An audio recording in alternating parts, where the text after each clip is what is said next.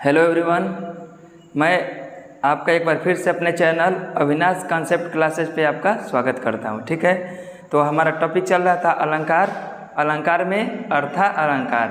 तो हम लोग अर्था अलंकार में पढ़ रहे थे उसके भेद। तो अर्था अलंकार के कितने भेद होते हैं और उसको हम उदाहरण सहित जान चुके हैं। ठीक है, पिछले वीडियो में अर्थालंकार के कितने उपभेद होते हैं इसके बारे में बताया जा चुका है और उन उपभेदों को उदाहरण सहित व्याख्या की गई है। ठीक है, तो आइए जाने अर्थालंकार में अभी जो उपभेद शेष रह गए थे तो उनको उदाहरण सहित हम जानते हैं। ठीक है, तो जैसे विभावना, पिछले वीडियो में आपने विभावना और विरोधाभास देखा है। ठीक है, तो आज मानवीकरण और दृष्टांत अलंकार कहते किसे हैं उसके बारे में जानते हैं। ठीक है, मानवीकरण किसे कहते हैं तो इसको सुनिएगा। मानवीकरण अलंकार कहते किसे हैं तो जब किसी निर्जीव यानी जब किसी निर्जीव वस्तु के गुणों की तुलना आप सजीव वस्तु के गुणों की तुलना से करेंगे, है ना। जब किसी निर्जीव वस्तु के गुणों की तुलना सजीव वस्तु के गुणों से करेंगे तो वहाँ पर क्या होगा, उसे हम मानवीकरण अलंकार कहेंगे। ध्यान से सुनिएगा, मानवीकरण यानी जब निर्जीव वस्तु के गुणों की तुलना सजीव वस्तु के गुणों से करेंगे तो वहाँ पर होगा मानवीकरण, है ना। देखिए, सजीव तुलना नहीं कराना है, सजीव तुलना कराएंगे तो आप चले जाएंगे उपमा अलंकार में। एक निर्जीव वस्तु होगी और निर्जीव वस्तु के गुणों की तुलना सजीव से कराना है। एक सजीव होगा और दूसरा निर्जीव होगा। ठीक है, तो देखिए उसका परिभाषा देखिए कि मानवीकरण अलंकार कहते किसे हैं तो जब निर्जीव वस्तु के गुणों की तुलना आप किससे कराएंगे, सजीव वस्तु के गुणों से करना है। निर्जीव वस्तु के गुणों की तुलना आप सजीव वस्तु के गुणों से करेंगे तो मानवीकरण अलंकार होगा। जैसे एग्जाम्पल है, मेघ आए, उदाहरण देखिए इसका, मेघ आए बन ठन के सज के सवर के। मेघ आए बन ठन के सज के सवर के, जैसे पाहुन आए हो घर के। ठीक है, तो देखिए मेघ आए यानी मेघ आए हैं। पहला नंबर, मेघ क्या है, सजीव है कि निर्जीव है, निर्जीव है ना। मेघ आए यानी बादल आए, है ना। कैसे आए तो बन के ठन के यानी बन के ठन के सज के और सवर के। तो ये बताइए, बनना, ठनना, सजना, सवरना ये किसका गुण होता है, सजीव का गुण होता है कि निर्जीव का, सजीव का नहीं ये गुण होता है। मेघ कभी बन ठन के सज के सवर के आएगा, मेघ कभी ब्यूटी पार्लर होकर आएगा, ऐसा तो है नहीं। मेघ कभी कपड़ा पहन कर आएगा, कभी नहीं आएगा। ठीक है, परफ्यूम मार कर आएगा, नहीं आएगा। उसी प्रकार से यानी मेघ आए बन ठन के, मेघ क्या है, निर्जीव है। मेघ आ रहा है यानी निर्जीव वस्तु के गुणों की तुलना सजीव वस्तु के गुण, यानी ये सजना, संवरना, बनना, ठनना किसका गुण है, मानव का है। यानी मेघ के गुणों की तुलना मानव के गुणों से की गई है तो मेघ निर्जीव है और बनना, ठनना, सजना, संवरना किसका गुण है, मानव का। जैसे पाहुन आए हो घर के, तो बन ठन के सज के सवर के कौन आते हैं घर पर, पाहुन ही ना आते हैं। ठीक है, यानी निर्जीव वस्तु के गुणों की तुलना सजीव वस्तु के गुण से की गई है। क्लियर हुआ। दूसरा उदाहरण है, कानून के हाथ लंबे होते हैं। ये बताइए कानून क्या है, सजीव है कि निर्जीव है, कानून मतलब निर्जीव ना, ये निर्जीव है। तो क्या निर्जीव के हाथ मतलब कानून का हाथ होता है, हाथ किसका होता है, सजीवों के होते हैं, इंसानों के होते हैं, जानवरों के होते हैं। तो कानून तो निर्जीव है लेकिन फिर भी कहा जा रहा है कि कानून के हाथ लंबे होते हैं। तो यहाँ पर क्या है, कानून मतलब निर्जीव, तो निर्जीव की तुलना किससे की जा रही है, लंबे हाथ। यानी लंबा हाथ किसका होता है, मतलब हाथ किसका होता है, मानव का होता है। और क्वालिटी क्या है, हाथ लंबा है, किसका, कानून का। तो जहाँ पर निर्जीव वस्तु के गुणों की तुलना सजीव से की जाएगी वहाँ पर होता है मानवीकरण अलंकार। अब देखिए दृष्टांत अलंकार। ठीक है, अगला है अर्थालंकार में दृष्टांत अलंकार।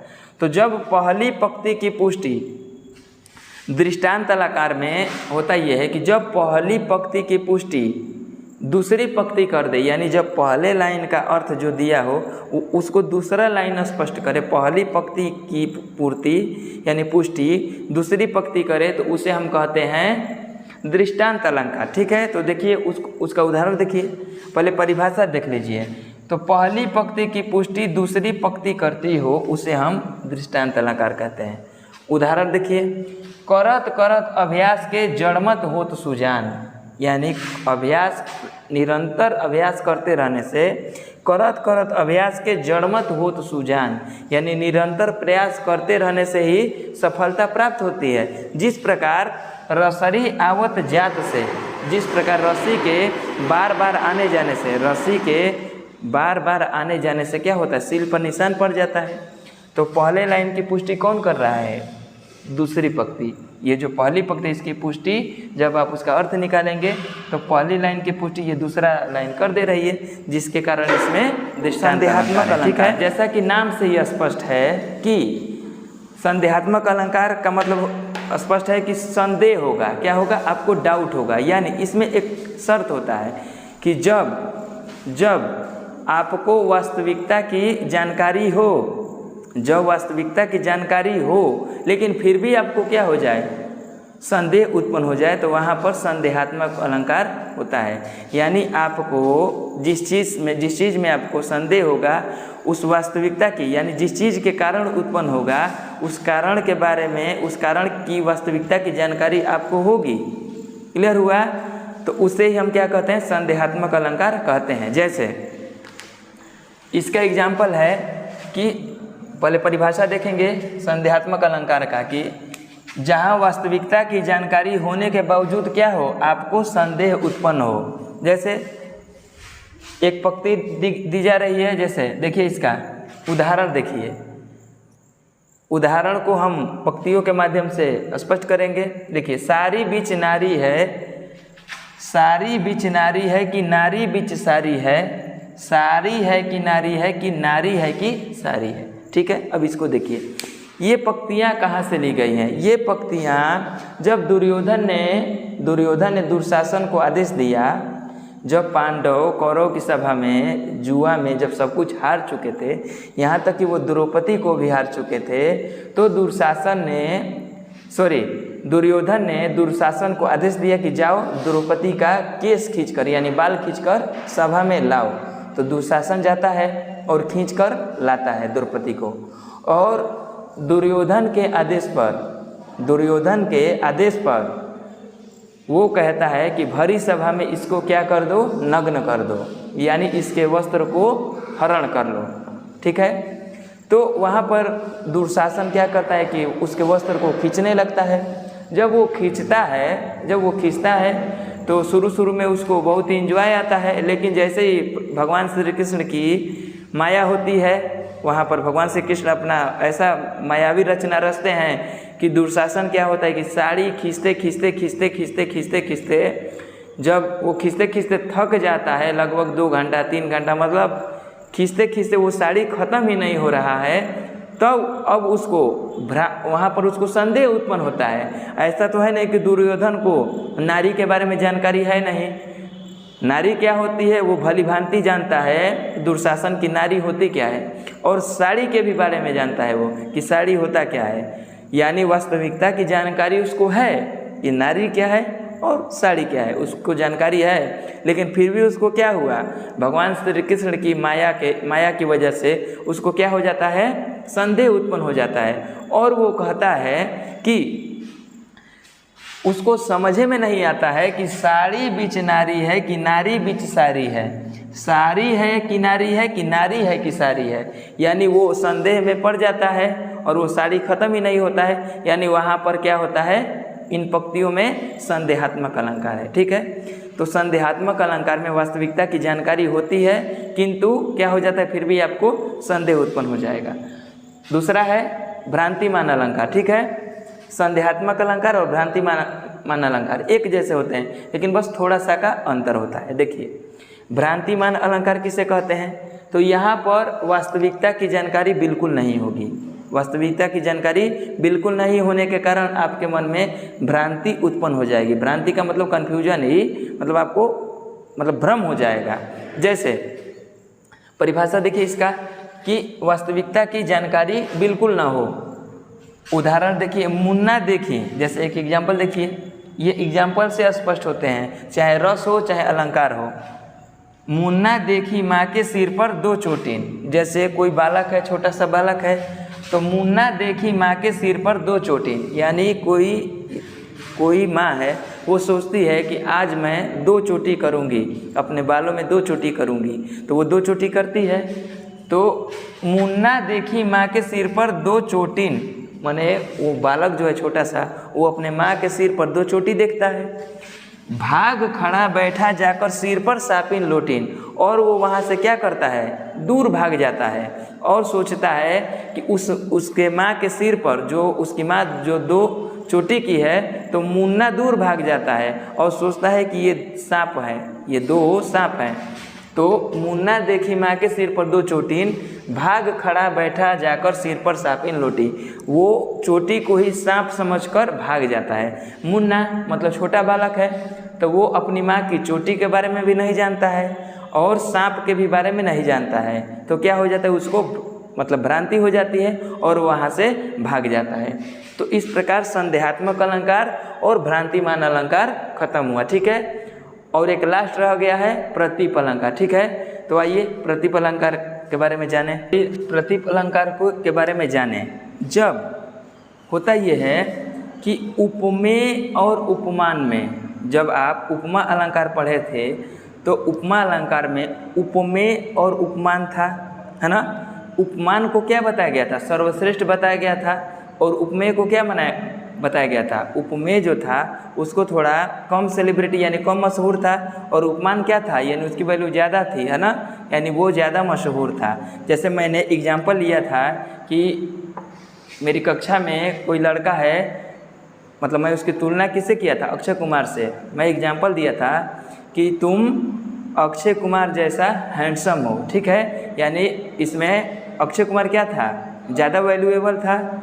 तो ये उपमा अलंकार था। तो ये प्रतीप अलंकार जो होता है ये उपमा अलंकार का अपोजिट होता है। ठीक है, तो अब जानिए प्रतीप अलंकार में इसमें क्या होता है कि उपमेय को उपमान से ज़्यादा महत्व दिया जाता है ना। उपमेय जो होता है उपमान से ज़्यादा महत्वपूर्ण होता है ना, माने ज़्यादा वो वैल्यू उसकी होती है उपमेय की, यानी उपमान की वैल्यू घट जाती है और उपमेय का मान क्या होता है, वहाँ पर ज़्यादा हो जाता है। जैसे यहाँ पर देखिए प्रतीप अलंकार यानी उपमेय को उपमान से ज़्यादा महत्वपूर्ण बना दिया जाता है। जैसे अब इसका उदाहरण देखिए, अफसर करे गर्व क्या, यानी ये पंक्तियाँ कह रही है कि अफसर करे गर्व क्या, देश गढ़े मजदूर, यानी अफसर को भाई गर्व किस बात का, अफसर करे गर्व क्या, अफसर गर्व क्यों कर रहा है, अफसर को तो गर्व होना ही नहीं चाहिए। देश गढ़े मजदूर, क्योंकि देश कौन चलाता है, देश तो मजदूर चलाते हैं, देश मजदूर से चलता है। तो अफसर करे गर्व क्या, अफसर करे गर्व क्या, देश गढ़े मजदूर, साध्वी नारी से, जो साध्वी नारी है तो साध्वी नारी से डरे देवराज के दूत, है ना। तो ये कह रहा है कि साध्वी नारी से भी कौन डरने लगते हैं, देवराज के दूत डरने लगते हैं। यानी प्रतीप अलंकार किसका है, अपोजिट उपमा अलंकार का। यानी प्रतीप अलंकार में बस यही याद रखिएगा मेन कि इसमें क्या किया जाता है कि उपमेय को सर्वश्रेष्ठ व उपमान को क्या कर दिया जाता है, निम्न बना दिया जाता है। ठीक है, जैसे अफसर करे गर्व क्या, देश गढ़े मजदूर, साध्वी नारी से डरे देवराज के दूत। यानी अफसर को गर्व किस बात का, देश तो मजदूर चला रहा है, साध्वी नारी से डरे देवराज के दूत। क्लियर हुआ। तो यहाँ पर अर्था अलंकार के जितने 12 उपभेद हमने बताए थे उसको उदाहरण सहित हमने स्पष्ट कर दिया। ठीक है, अगर आपको शब्दालंकार अर्थालंकार में किसी प्रकार का दिक्कत हो या अलंकार के पूरे टॉपिक में कोई दिक्कत हो तो आप हमारे कमेंट बॉक्स में लिखकर भेज सकते हैं, आपकी समस्या को सॉल्व किया जाएगा। ठीक है, अगले वीडियो में आपकी जो समस्या है उसको अगले वीडियो में स्पष्ट किया जाएगा। ठीक है, उसको सॉल्व किया जाएगा। तो मैं आज आपके लिए एक होमवर्क दे रहा हूँ, एक वर्क दे रहा हूँ, और उसको आप बताइएगा, हमारे कमेंट बॉक्स में लिखकर बताइएगा कि इसमें कौन सा अलंकार है। मैं आपको एक पंक्ति दे रहा हूँ और उसमें पढ़ के बताइएगा कि इसमें कौन सा अलंकार है। ठीक है, मैं लिख दे रहा हूँ।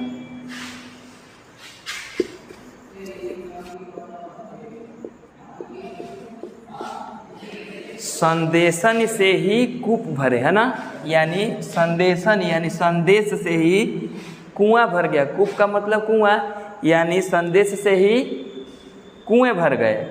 ठीक है, यानी इतना संदेश दिया गया कि कुआं भर गया। तो आप इसका आंसर जो है हमारे कमेंट बॉक्स में ज़रूर लिखिएगा।